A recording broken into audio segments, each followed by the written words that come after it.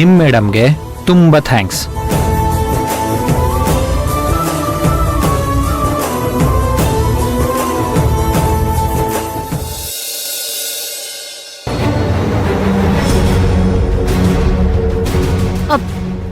ಓಂಕಾರ್, ಏನ್ ಮಾತಾಡ್ತಾ ಇದ್ದೀರಾ ನೀವು? ನಿಮ್ಮ ಅಕ್ಕನ್ನ ನೀವ್ ಕೊಲೆ ಮಾಡ್ತೀರಾ? ಹೌದು.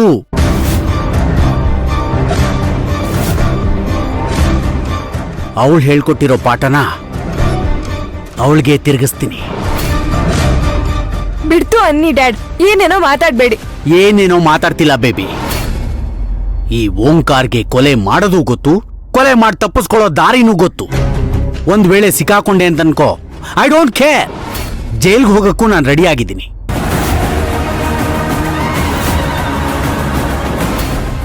ಆ ಧರ್ಮೇಂದ್ರನ್ ಮಾವನ್ ಕೊಲೆ ಮಾಡಿದ್ದಕ್ಕೂ ಅದೇ ಶಿಕ್ಷೆ. ಈಗ ಅಕ್ಕನ್ ಕೊಲೆ ಮಾಡಿದ್ರು ಅದೇ ಶಿಕ್ಷೆ ತಾನೆ.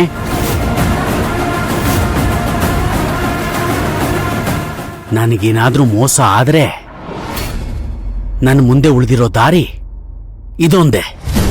ಡ್ಯಾಡ್ ಪ್ಲೀಸ್, ನೀವೀಗೆಲ್ಲ ಯೋಚನೆ ಮಾಡ್ಬೇಡಿ. ನೀವ್ ಜೈಲಿಗೆ ಹೋದ್ರೆ ನಾವ್ ನೆಮ್ಮದಿಯಾಗಿ ಜೀವನ ಮಾಡೋದಿಕ್ಕಾಗತ್ತಾ?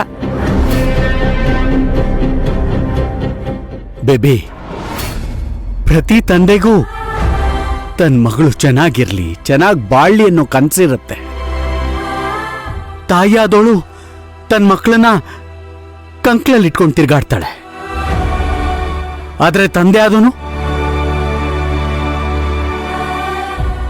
ಹೆಗಲ್ ಮೇಲೆ ಹೊತ್ಕೊಂಡು ತಿರ್ಗಾಡಿಸ್ತಾನೆ. ಯಾಕೆ ಹೇಳು? ತನಗ್ ಕಾಣದೇ ಇರೋದು, ತನಗ್ ಸಿಕ್ಕದೇ ಇರೋದು ತನ್ನ ಮಕ್ಕಳಿಗೆ ಕಾಣ್ಲಿ ಅನ್ನೋ ಆಸೆಯಿಂದ.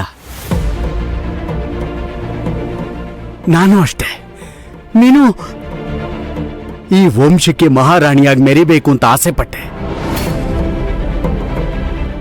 ಅದಕ್ಕೆ ಚಿಕ್ಕ ವಯಸ್ಸಿಂದಲೂ ನಿನಗೆ ವಿರಾಟ್ ಮೇಲೆ ಪ್ರೀತಿ ಬರಲಿ ಅನ್ನೋ ಹಾಗೆ ನೀನನ್ನು ಬೆಳೆಸ್ಬಿಟ್ಟೆ. ನನ್ನ ಕನಸನ್ನ ನನಸು ಮಾಡ್ಕೋಬೇಕು ಅನ್ನೋ ಒಂದೇ ಕಾರಣಕ್ಕೆ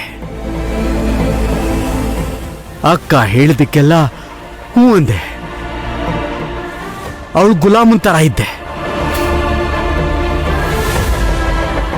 ಆದ್ರೆ ಈಗೇನಾದ್ರೂ ಅಕ್ಕ ಅವಳು ಹೇಳ್ದಾಗ ನಡ್ಕೊಳ್ದೆ ಇದ್ರೆ ನಾ ಸುಮ್ಮನೆ ಇರಲ್ಲ ಬೇಬಿ.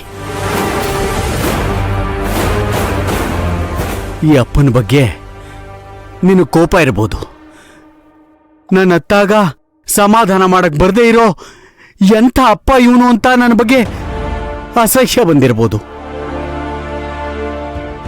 ಆದ್ರೆ ಏನ್ ಮಾಡ್ಲಿ ಪುಟ್ಟಿ, ಆ ಟೈಮಲ್ಲಿ ನಿನ್ನನ್ನು ಎದುರಿಸೋ ಶಕ್ತಿ ಈ ನಿನ್ನ ಅಪ್ಪನ್ಗಿರ್ಲಿಲ್ಲ. I am sorry baby. Dad,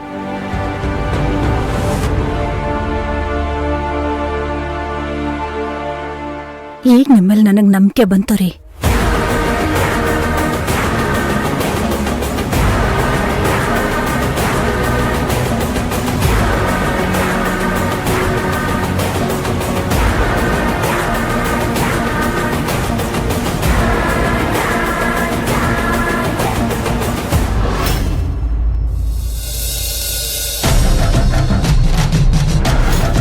this is unbelievable ಮಾವ.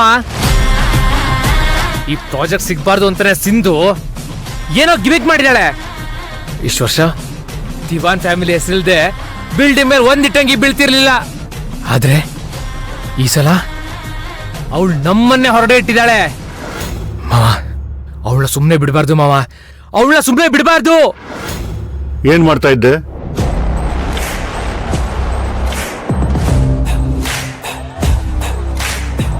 ಅವಳಿಗೆ ಬುದ್ಧಿ ಬರಬೇಕು ಅಂದ್ರೆ ಇವಾಗ್ಲೇ ಅವ್ರ ಮನೆಯವ್ರಿಗೆ ಬಿಸಿ ಮುಡಿಸ್ಬೇಕು.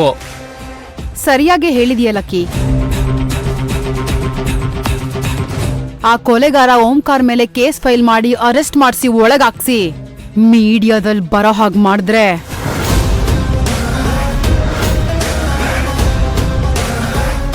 ಮರ್ಯಾದೆಗಾದ್ರೂ ಒಬ್ಬೊಬ್ಬರಾಗಿ ದಾರಿಗೆ ಬರ್ತಾರೆ. ಉರಿಯೋ ಬೆಂಕಿಗೆ ತುಪ್ಪ ಸುರಿದ್ರೆ ಬೆಳಗ್ ಬರಲ್ಲ, ಜ್ವಾಲೆ ಆಗತ್ತೆ. ಇದರಿಂದ ಕೈ ಸುಟ್ಕೊಳ್ಳೋದು ನಾವೇ.